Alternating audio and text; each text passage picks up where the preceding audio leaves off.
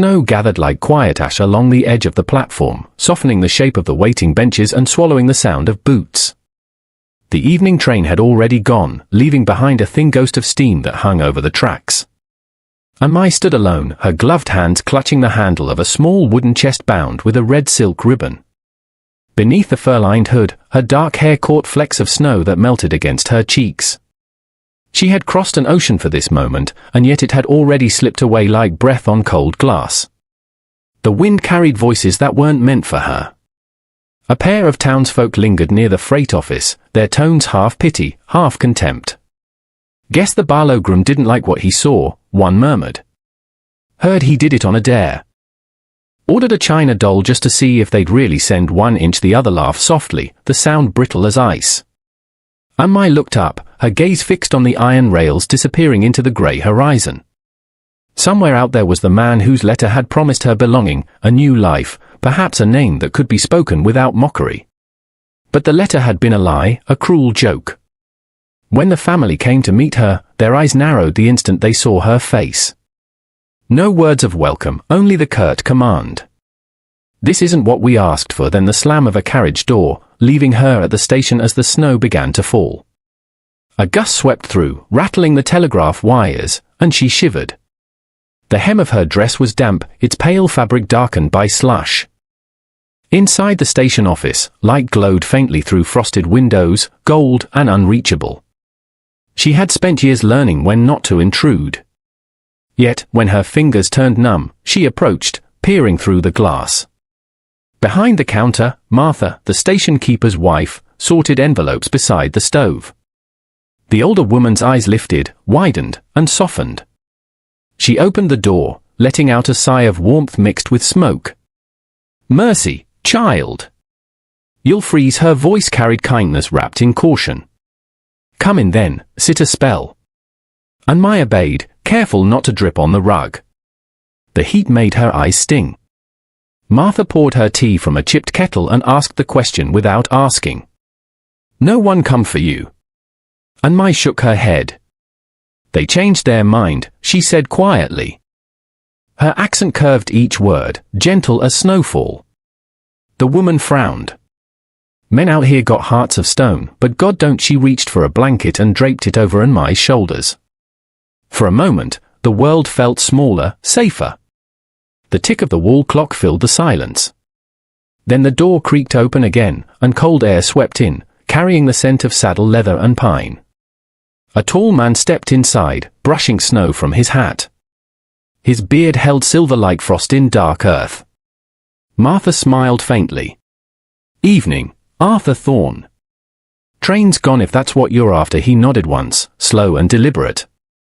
Wasn't waiting for it. His gaze found Mai, curious but not unkind. She lowered her eyes, but not before noticing the roughness of his hands, the scar along his thumb, marks of a man who built rather than destroyed. This the bride the Barlow family sent back? He asked, his voice a low rumble. Martha hesitated. Seems so. Arthur's jaw tightened. Damn shame. The word startled Mai more than the cold. He didn't say them loud, yet they carried weight. She dared to glance at him. He wasn't handsome the way paintings tried to be, but there was a steadiness in his face, a quietness she recognized. The kind of silence that didn't mean cruelty. They left you no carriage? He asked. She shook her head. No place to go. No, the bluntness between them left no space for pity. He looked toward the storm gathering beyond the door. Road will be closed by nightfall. Martha frowned. She could stay here till morning. Arthur's reply was simple. This place leaks heat. My cabin's got a fire. The offer hung in the air like a question neither dared answer. Mai's pulse quickened. She had learned the cost of trusting strangers. Yet the alternative was the dark and the cold. I pay, she whispered. No need, he said. I'm not the kind who leaves folks to freeze. His tone made it sound less like charity and more like plain arithmetic. She studied him, then nodded once. Martha packed her a parcel of bread and ham. You mind yourself, dear, she said softly. Not everyone out there's cruel. Some just forgot how to speak kindly. Outside, the snow had thickened to a slow-falling curtain. The town was fading beneath it, lanterns glowing behind frosted glass. Arthur led his horse forward and turned back toward her. "You ride." She shook her head. Without another word, he reached down, steady and patient, and lifted her onto the saddle before mounting behind her. The motion startled her, his strength, the closeness, but he kept distance even in proximity, his hands guiding the reins rather than her waist. The horse snorted and began its slow march into the white. They rode in silence. The world shrank to breath and wind and the rhythmic sound of hooves. Trees rose on either side, black against the snow, and she felt the warmth of the blanket he pulled around her shoulders. Once she looked up and saw his profile against the sky, unreadable, carved by years of quiet endurance. When the distant howl of wolves reached them, he murmured, "They don't come near light." "We'll be there soon." She closed her eyes, trusting that promise more than she wished to admit. By the time they reached his cabin, night had fallen fully. Smoke rose from a chimney, pale against the black. He dismounted first, then offered his arm. She hesitated again before placing her hand in his. His palm was warm, calloused, steady. Inside, the fire crackled, throwing amber light over the wooden walls. The scent of pine and coffee filled the room. He poured water into a kettle, moving with deliberate slowness, as if mindful not to startle her. She sat near the hearth, thawing fingers that trembled less from cold now than from uncertainty. "You can sleep by the fire," he said. "Blankets clean." "I'll take the chair." She looked up. "Why help me?" He shrugged. "Someone should have." Outside, the storm deepened, rattling shutters like distant applause. Unmai unwrapped her red ribbon, smoothing it on her lap. It was the only color left from her old life, a thread between worlds. When she tied it to the handle of her chest, she felt the smallest flicker of warmth return. Across the room, Arthur watched the flames, their light reflected in his eyes. Neither spoke again, but in the hush between crackle and wind, a strange stillness settled. The old station bell tolled once in the distance, muffled by weather, sounding more like memory than metal. Unmai lifted her head toward the sound, wondering if the world had forgotten her name or if it was simply learning to pronounce it differently.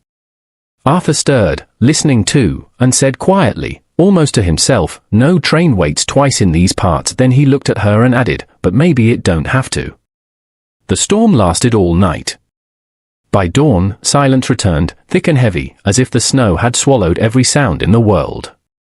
Unmai woke to the faint crackle of the fire, wrapped in a wool blanket that smelled faintly of pine.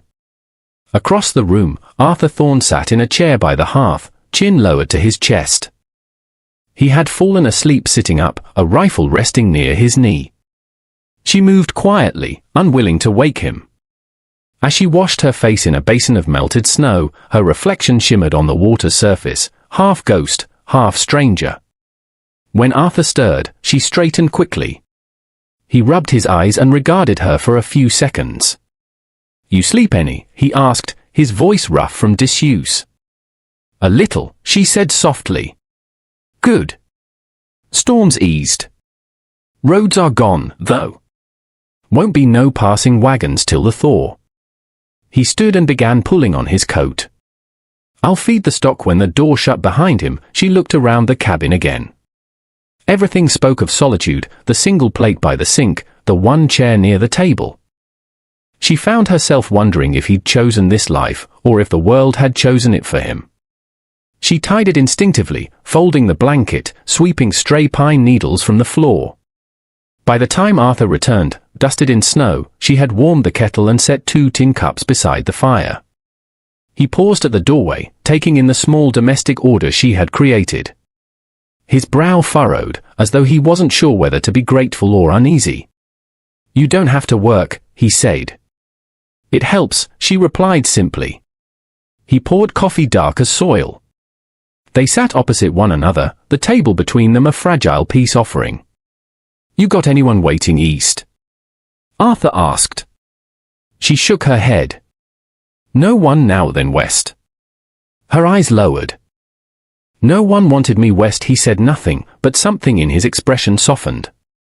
He reached for a loaf of bread, broke it in half, and slid her a piece. Their fingers brushed briefly. The touch felt startling. The hours stretched quiet. He fixed a loose hinge on the window, she mended a tear in the curtain. Their movements became a wordless conversation, a rhythm of small survival. By evening, he brought in chopped logs, stacking them by the fire. "You cook?" he asked. She hesitated. A little. He gestured to the stove. "Have at it." Then it was the first smile she'd seen from him, not much of one, but enough to thaw something inside her.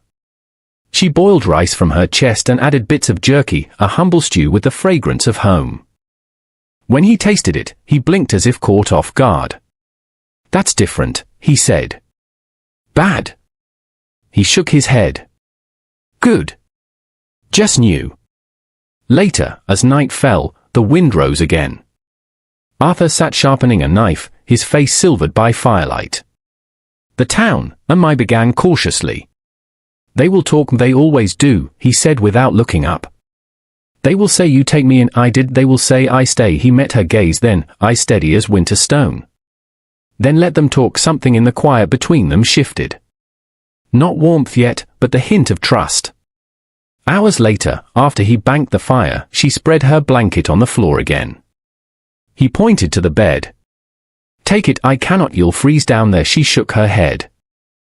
"I am warm enough," he exhaled slowly, accepting she would not be moved. I studied him quietly, realizing that his solitude was not pride, but protection. Outside, the moon broke through the clouds, silvering the snow-covered plains. She whispered something in her mother tongue, half prayer, half promise. Behind her, Arthur's voice came low and steady. "Town's 15 miles. When it clears, I can take you there if you want." She turned slowly.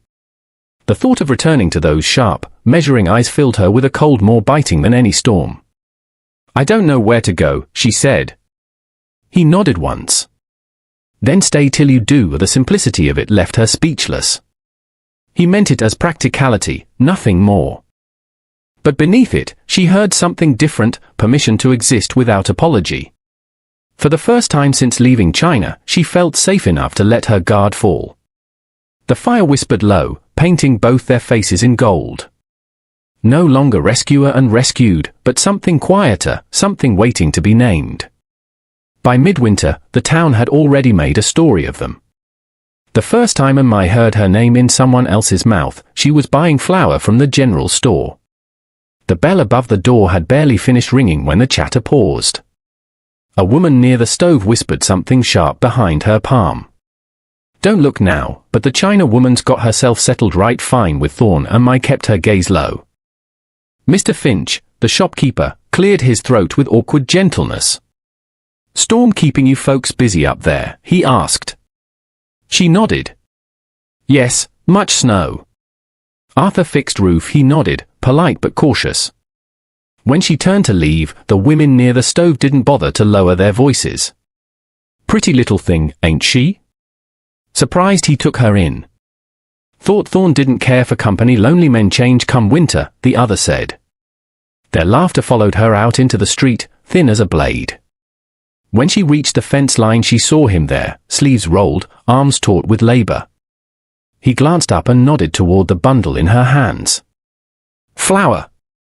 "Yes." She hesitated, then added softly, "People talk." He swung the axe once more, burying it deep into the stump. "They've been talking about me my whole life. Never said anything worth listening to." "You let 'em talk." Words melt faster than snow. So she filled the cabin with small signs of presence, folded towels, a candle by the window, her tea steaming beside his coffee. He never said thank you, but his eyes softened, and that was enough. One morning, she planted sprigs of green onion in a wooden box by the window. "They will grow," she told him. Arthur raised a brow. "In this cold?" "Maybe not today," she said, "but they try." He looked at her a long moment, then nodded. "Guess that's all any of us can do." The quiet companionship became the rhythm of winter. Then, one afternoon, Sheriff Brody rode up the snowy trail.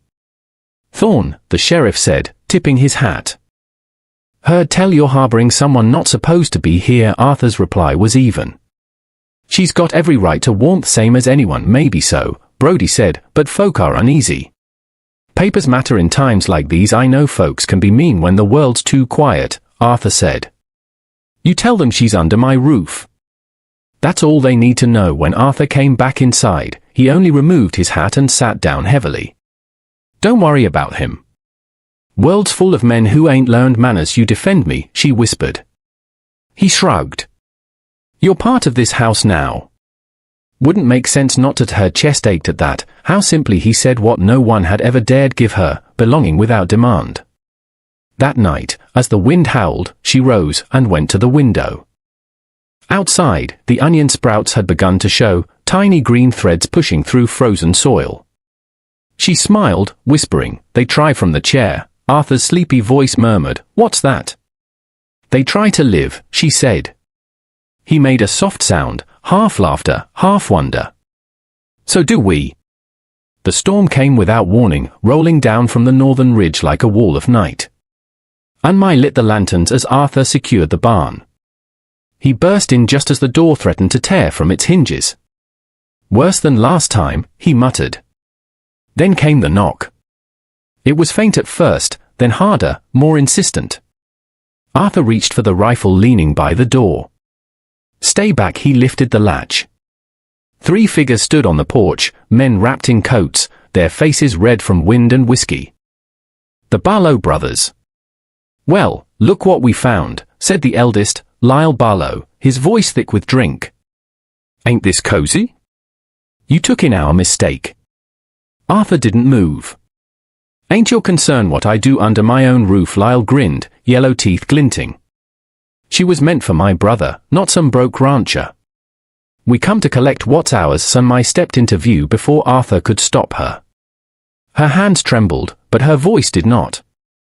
"I am no one's to collect," she said. The younger Barlow spat into the snow. "That's not how it works, sweetheart. You were bought and paid for." Arthur's hand tightened on the rifle. "You best ride home before that mouth of yours freezes shut." One of the men stepped forward. The motion was small, but it snapped something taut inside Arthur. He raised the rifle, not to aim, but to warn. "That's far enough." Lyle's grin faltered. "You going to shoot me over a woman?" Arthur's reply came steady as thunder. "If I have to." For a long moment, the wind filled the silence. "Ain't worth dying out here," Lyle muttered, turning to his brothers. "We'll come back when the law's with us." Their curses were carried away by the wind. When their hoofbeats vanished, Arthur shut the door and leaned his forehead against it, breathing hard. Unmai approached, her voice low. "They will return maybe." He set the gun aside. "You will fight again." "If I must." He looked at her then, and something unspoken passed between them. "You fight for me?" He shook his head. "No. I fight for right. You just happen to be part of it." Her lips curved faintly. "Then I am glad to be part." She stood beside him by the window, watching the night devour itself. Near midnight, a sound split through the storm, the crack of a branch, or maybe a gunshot. Arthur opened the shutter an inch. Darkness moved beyond the yard. "Get the lamp," he murmured. When she lifted the light, they saw them, 2 horses, riderless, reins tangled in the fence. The Barlow brothers hadn't made it home. The storm had taken them. "No man wins against the storm," Arthur said finally.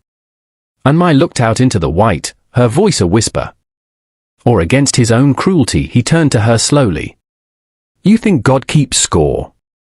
"I think," she said, "the wind remembers." They stayed awake till dawn. The storm eased, leaving the world new and fragile. Unmai opened the door and stepped outside, the air sharp and clean. Arthur joined her, boots crunching through the snow. "World's quiet after a fight," he said. She nodded. "Because it listens." He studied her face, then reached into his pocket. From it, he drew a small silver ring. "This was my mother's. Never thought I'd have reason to use it." Her eyes widened. "Why show me?" "Because the world's watching," he said quietly. "And I want it to see we ain't ashamed." I mean, you stay because you choose to, not because I saved you. I just want you to know that. She looked down at the ring, then back at him. Then I choose, he nodded, tucking the ring back into his coat. We'll talk to the preacher when spring comes. For the first time in months, a warmth spread through her that had nothing to do with the fire. The storm had taken the world apart, but in its ruin, something had been rebuilt. The thaw came slowly. By late March, the valley stirred back to life. But the peace between them carried a tension as fragile as spring ice. Word traveled that the remaining Balokin planned to take the matter to the sheriff. One night when Arthur came in from the barn, his jaw was tight. They say they'll take it to court, he muttered. Say you were never meant to be here. That you'll be sent back east back, she whispered. He nodded once. I won't let them. You cannot fight everyone. Then I'll fight the whole damn county if I have to. He walked to the table, pulled open a drawer, and took out the small silver ring. It's time, he said simply. The next morning, they rode into town. Anma wore her white shawl, Arthur wore his cleanest shirt. When they reached town, every window seemed to watch them. People stopped what they were doing. Arthur dismounted and offered his hand to Anma. She took it without hesitation. Together, they walked toward the church. Reverend Miller was sweeping the steps. His eyes flicked between them, confusion knitting his brow. Mr. Thorne, he greeted slowly. And Miss? Arthur removed his hat. Reverend, we'd like the bell to ring for us today. The man hesitated. That's no small request. Folks in town. I know what folks say, Arthur cut in. But I ain't asking for permission. I'm telling you, I mean to make it right, proper. Reverend Miller looked at Anma, perhaps expecting shame. But her gaze was steady, her chin high. Please, she said softly.